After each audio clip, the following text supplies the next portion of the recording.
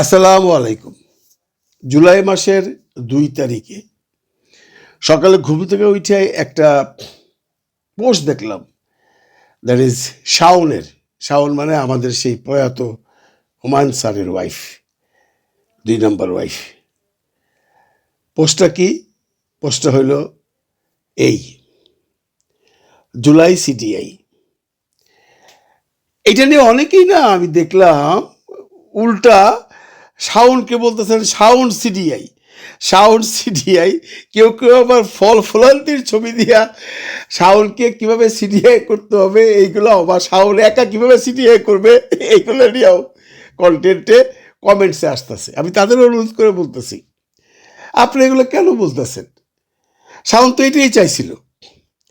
কেন বললাম দেখেন, একটা গল্প বলি। গল্পটা হলো, একজন যৌন কর্মী ছিল, মানে বেশ্যা যাকে বলে আর কি।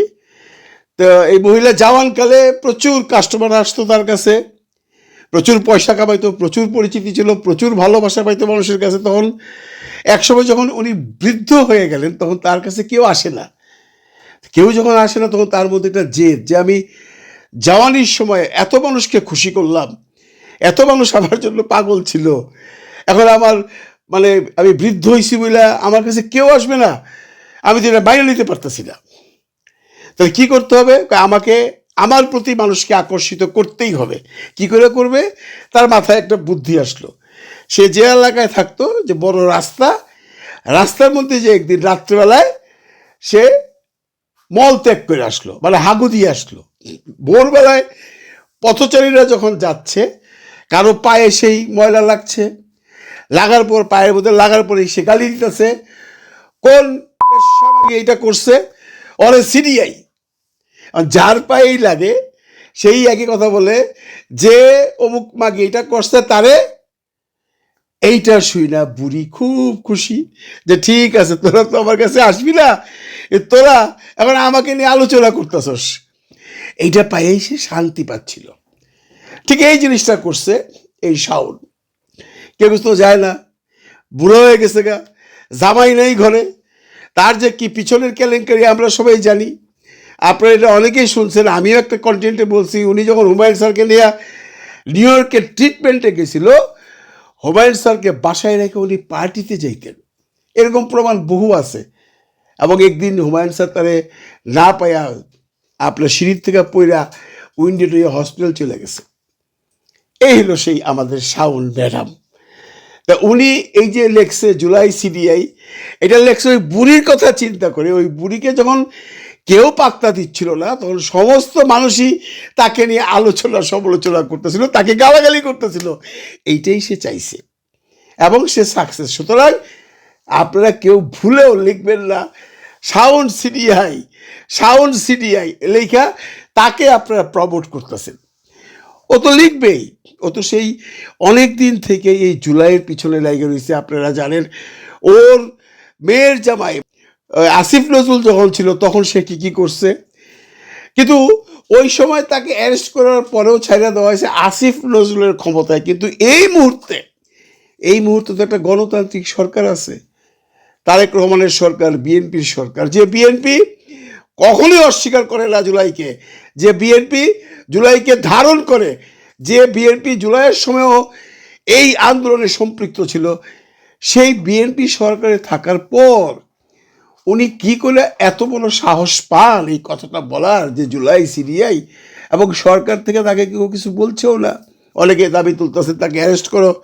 আমি জানি না তার কোন ক্ষমতা আছে যে তাকে এখন পর্যন্ত অ্যারেস্ট তো দূরের কথা, তাকে কেউ জিজ্ঞাসাই করতে পারলো না যে তুমি এই কথাটা কেন বলছো, এটা উইথড্র করো এবং জাতির কাছে ক্ষমা চাও। পারলো না। নিশ্চয়ই ওর হ্যাডম অনেক বেশি, এটা নিয়ে আর আলোচনা করে লাভ নেই। কিন্তু দুঃখ লাগে আরও বেশি যখন নিরুফল চৌধুরী মনি আপা কথা বলেন এই জুলাইকে নিয়ে। মনি আপা আমাদের বিএনপির একজন কর্মী, নেত্রী, বড় নেত্রী, এখন বর্তমানে সংসদ সদস্যা। উনি সবসময় বিএনপির পক্ষে, আওয়ামী লীগের সময় সোচ্চার ছিলেন।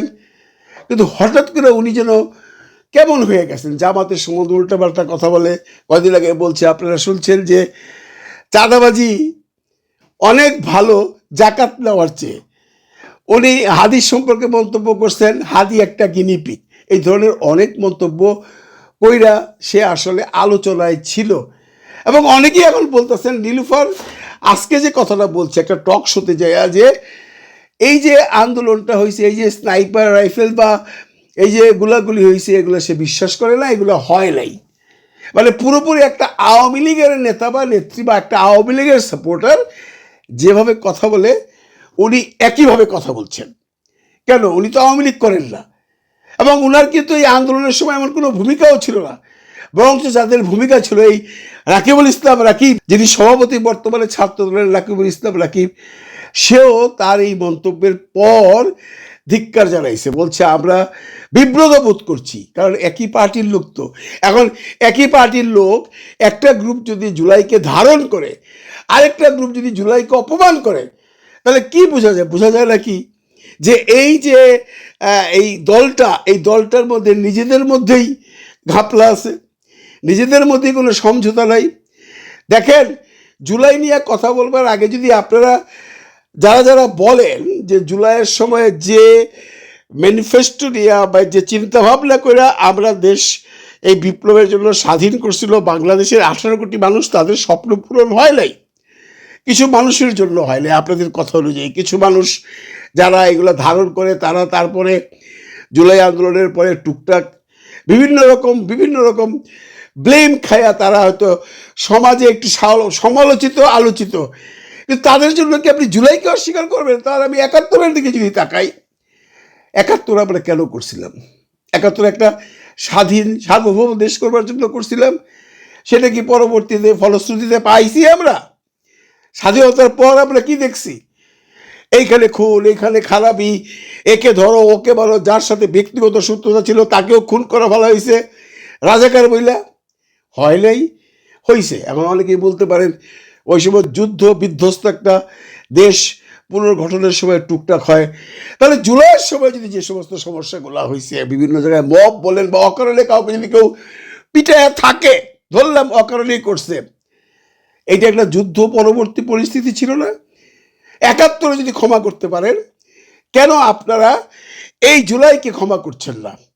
71 সমস্ত অনার সৃষ্টি হয়েছে, বঙ্গবন্ধু যখন সমস্ত দলকে ব্যান করে একদলীয় শাসন কায়েম করতে যায় বাকশাল তৈরি করছে, তখন কি কেউ বলছেন 71 সিডিআই? কেউ তো বলেন নাই। সবাই বুঝছেন যে উনি ভুল করতেছেন, ওনার সাজা উনি পাবেন, এবং সেটা উনি পেয়েছেন 75-এ যে। 71-কে কিন্তু এখনো আমরা ধারণ করি। 71 পরবর্তীতে অনেক ভুল ত্রুটি, 71-এর যারা যোদ্ধা ছিল, 71 যারা করছে, 71 যাদের জন্য হয়েছে, তারাও ভুল ত্রুটি করছে, এবং ওইটা আমরা ক্ষমাও করে দিছি। ভুল ত্রুটি করেন এই কথা থেকে বলতে পারবেন না যে 71-এ স্বাধীন হওয়ার পর একদম পরের দিন থেকে সুন্দরভাবে এই দেশটা চলে আসতেছিল না। 75-এর পরে অন্যান্য সরকারের পরে যখন এই 71-এর ধারক বাহক আওয়ামী লীগ আসলো, 9 থেকে যে শাসন করলো 17 বছর, ওনারা কি করছে মনে করেন তো? ওনাদের তো সবাই সাপোর্ট করছেন। তো তখন যদি ওনাদের সাপোর্ট করতে পারেন, এখন আপনারা ওই মানুষগুলোকে ঘৃণা করেন যারা জুলাই আন্দোলনের সময় জুলাই যুদ্ধ করে সরকারের কাছ থেকে বা মানুষের কাছ থেকে ফ্যাসিলিটিস দিচ্ছে, যদি প্রমাণ পেয়ে থাকেন তাদেরকে ঘৃণা করেন। জুলাইকে কেন আপনি ঘৃণা করবেন?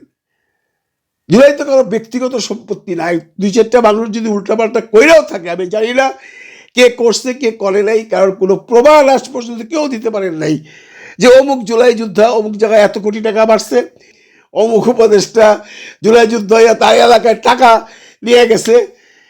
এগুলো সবই আমরা শুনতেছি, কিন্তু কেউ কি কোনো প্রমাণ দিতে পারছেন আজ পর্যন্ত? যখন প্রমাণ দেবেন তখন ওই মানুষটিকে ঘৃণা করবেন। আপনি তো একটা আন্দোলনকে ঘৃণা করতে পারেন না। আমি এটা এই জন্য বললাম যে শাওনের এখানে যাও দেখলাম এবং মনির এখানে যাও দেখলাম একটা গ্রুপ জুলাইকে অস্বীকার করতে চায়। এরা কারা আমরা জানি, এরা আওয়ামী লীগার। আওয়ামী লীগ তার জায়গায় ঠিকই আছে, সে তো অস্বীকার করবেই, কারণ তারা এখনো বিশ্বাস করে না যে এই আন্দোলনটা বাংলাদেশের 18 কোটি মানুষের স্বতঃস্ফূর্ত আন্দোলন ছিল। তাদের কথা, এই আন্দোলন ইউনূস সাহেব মেটিকুলাস ডিজাইন করে হাসিনারে সরাইছে। এগুলো বলে লাভ নাই ভাই। কোনো মেটিকুলাস ডিজাইনে কোনো সরকারকে সলাইতে পারে না যদি জনগণ তার পিছনে না থাকে। ওই সময় এই 18 কোটি মানুষ এই এই আন্দোলনের পেছনে ছিল এবং হাসিনা সরকার পতনের পক্ষে ছিল, এর জন্য সাকসেস হয়েছে। সুতরাং যারা বলেন জুলাই সিডিআই, তাদের আসলে আমাদের দেশে থাকবার কোনো অধিকার নাই। তারা ভাই চলে যান, যে নিচ্ছে সেটা চলে যান, যা খান ইচ্ছে সেখানে চলে যান। কারণ আপনি যিনি বলছেন জুলাই সিডিআই, উনি ভাইবেন না বইলে আপনি ঘরের মধ্যে বসে থাকবেন আর আপনি পার পেয়ে যাবেন, সরকার কিছু বলবে না, সরকার হয়তো কোনো কন্ট্রোভার্সিতে এই মুহূর্তে যাচ্ছে না, কিন্তু সাধারণ জনগণ যারা জুলাই যুদ্ধে ছিল তারা তো আপনাকে ক্ষমা করবে না। আপনাকে যেখানেই পাবে সেখানেই বলবে না সাউন্ড সিডিআই, সেখানে আপনার মুখে হাগু করে দিবে। ভালো থাকবেন সবাই, ভালো রাখবেন সবাইকে।